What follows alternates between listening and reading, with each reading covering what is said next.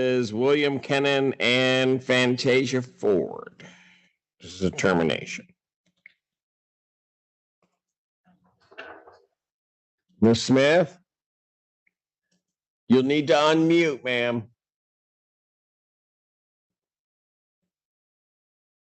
Can you hear me now? I can hear you. Okay, sorry. And then I see Miss Ford on the screen. Yes. And also, is that Mr. Kennan? Yes. Got him. Okay. All right. Last time we were here, where are we on this case now? Okay. Go ahead. Colleen came over and explained to us that she can't afford the house anymore. Rent is not being paid, and she is concerned that the house would not be able to pass a rental inspection. So she would like to keep going through with the eviction process so that we can get help with Hawk. I have an appointment with Hawk on the 17th. I have applied to apartments. The only issue is that I do not have any credit at the moment because I owe a lot to my credit card company. So I'm not most likely going to be approved based off my credit, but we are trying to leave, and we do have the appointment with Hawk July 17th. And that's where Not we're until at. July. Okay.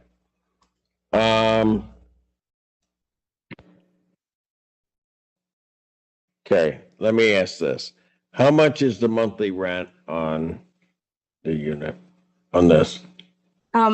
I don't know. The person who's supposed to be paying the rent is Miss Smith's daughter. I don't know. I did offer to pay rent for myself and William and the children, but she declined. So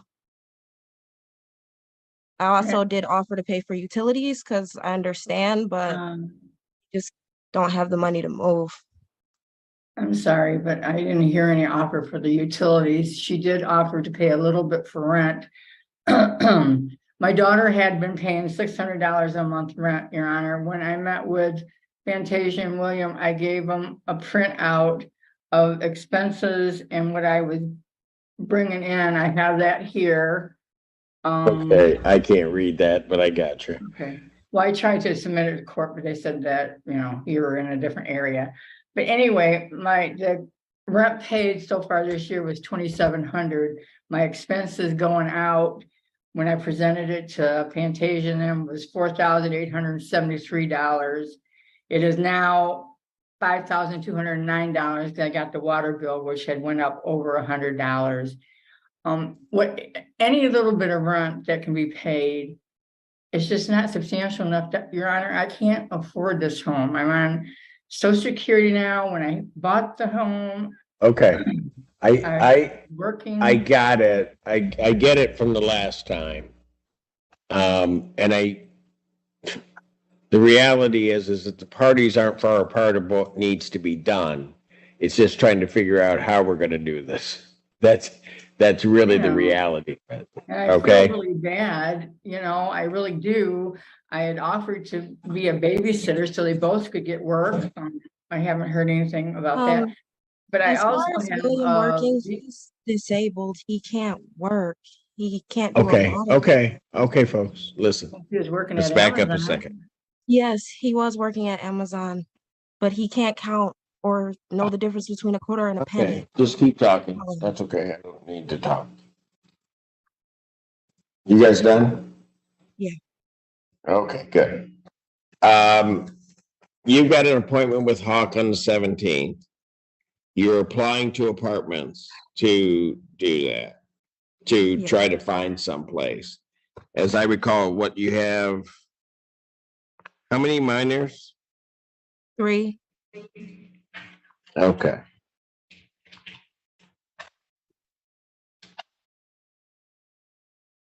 All right. So the reality is until she can get into Hawk, which can also help with relocation assistance in this. So they can help with that. They can help potentially with rent, but they may want an inspection of the premises. You don't think it'll pass. So we may be running into some difficulties there. I want to But sell the let's- home, Your Honor. I need to sell the home. I can't afford this home any longer. I'm on Social Security. We can't afford it. I'm in debt But Colleen, you bought Angela a trailer and you haven't offered to help us at all, and we don't have anything. That doesn't make any sense. If I Why pay you should- rent, then you can use the rent to fix the house so you can sell it. Okay. Angela's inheritance, that was her inheritance. I did get her a trailer. So, yeah, but why am I obligated to take care of everybody, Your Honor? I'm sorry. I'm not telling you to I've been take care of me. I'm telling you to take my money so my kids aren't homeless. Okay, how much money can you give me a month? Okay, How hold much on. do you want me to give you? Everybody stop. I can pay. Why are you laughing? Everybody stop. I'm not laughing. I'm about ready to cry. Just stop. What letter in stop do you not understand? Thank you. Ms. Ford, if I tell you to put an amount into court escrow, how much can you put in? I make $17.25 and my hours are 20 hours a week, roughly to 30. So I can do 600. Okay.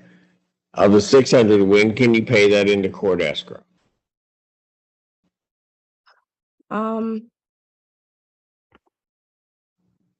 I would be able to do that the latest by July 19th. Okay. Well, there's where our problem's gonna be. We're gonna need something before July 19th. Okay, because can I do the 12th? Because I get paid on Wednesday. Okay. We don't have Hawken, do we? Is she here? Okay, let me do this. Amy, I'm sure you've been hearing this. Is there any way, and I know the emergency appointments aren't there, is there any way they can get an appointment earlier than the 17th? At this point, I have to say no, but more importantly, is there a lease? I know. Yeah. I don't think there's a lease. The Yes, there is. situation, I mean, I think they're gonna need to be directed to relocation or some type of relocation services because the lease, to the extent that it's an oral lease, was with the daughter who is not part of this. Daughter now has a trailer. These folks are there. She needs them out because she's gonna sell the house. They have nowhere to go. You know, yeah, I was listening to the whole thing, and the requirements of the program require a lease, even if it's a written lease that they come up with to scramble something together. Again, her amount is above the threshold, and you're still aware of, I mean, we're still dealing with that delay of funding. Is this in any way a 4810? Yeah. I have, no, it's a 48106. Oh, 48106. So July 1st, the Ann Arbor Housing Commission will. I'm sorry, no, it's a 48160. It's a Milan address. It's not in Ann Arbor. Okay. Yeah.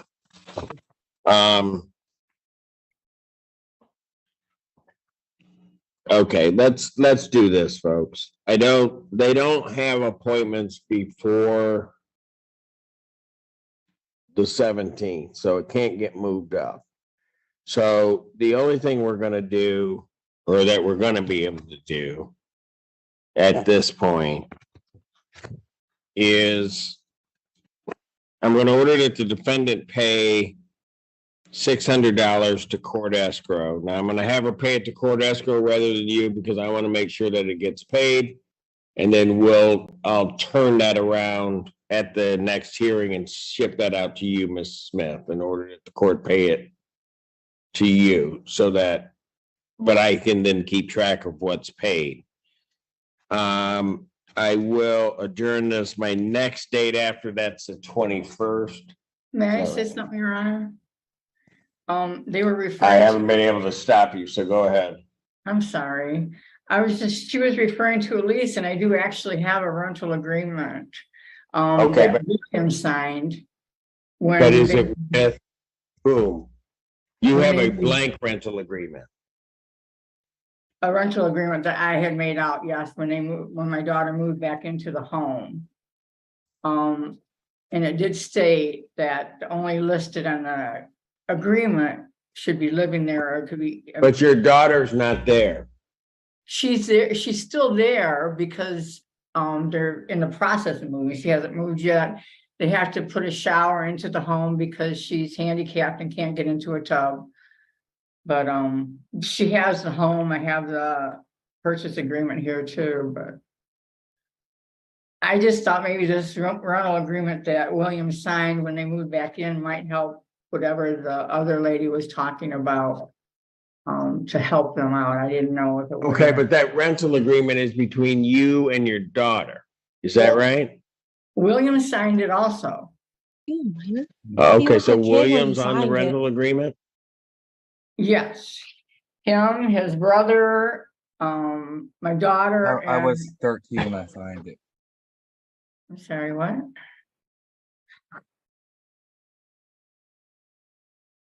Okay, look, here's the way we're gonna do this. Miss Ford, I'm looking at you and probably William too. You guys don't have a copy of whatever agreement she's talking about, do you? No. All right. So I'm going to adjourn this to July 21st. You're to pay the 600 by the 12th. You have the Hawk appointment on the 17th. Yep. 21st at what time? So the copy of the agreement won't help them if I can give them a copy of it? Well, hold on a moment, please, please. Sorry. What time? July 21st, 2023 at 10 a.m. Okay. Ms. Smith, Yes, I need you sir. to provide a copy of that lease agreement or rental agreement to the court, as well as a copy to the defendants, to Ms. Ford and Mr. Kennett. Sure. No Okay? problem. I have it here. Get with that me. copy of that agreement to them prior to the 17th. I will do it today. Thank you. We'll see everybody on the 21st. Thank you, folks. Your Honor, Thank you, how do Your you Honor. submit money to the escrow? Okay, you'll have to come to the courthouse.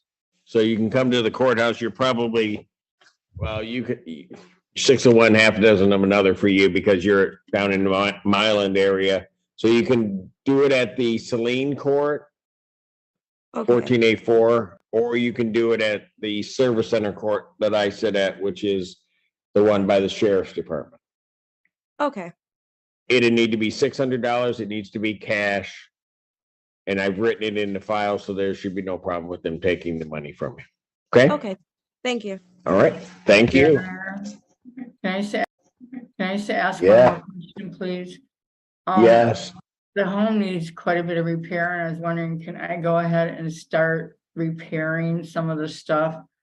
After As my. long as it doesn't interfere with their tenancy. Okay, So hopefully you guys can work that out so that repairs can be done. okay, thank you, sir. All right. Thank you. Please subscribe to help the channel. This courtroom case focuses on a tense eviction dispute between a landlord and tenants who are struggling financially. The landlord explains that she can no longer afford the house due to rising expenses and unpaid rent, and she plans to sell the property. On the other side, the tenant, a mother with 3 children, says she is trying her best to find a new place, but is facing major difficulties due to poor credit and limited income. The tenant mentions that she has applied for housing assistance and has an upcoming appointment with a housing program, hoping to get help with relocation.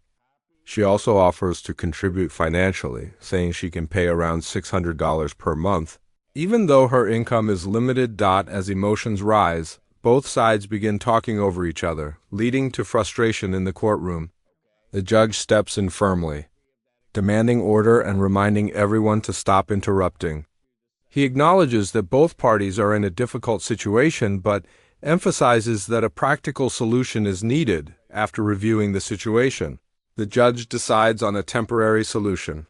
He orders the tenant to deposit $600 into a court escrow account to ensure that some payment is being made while the case continues.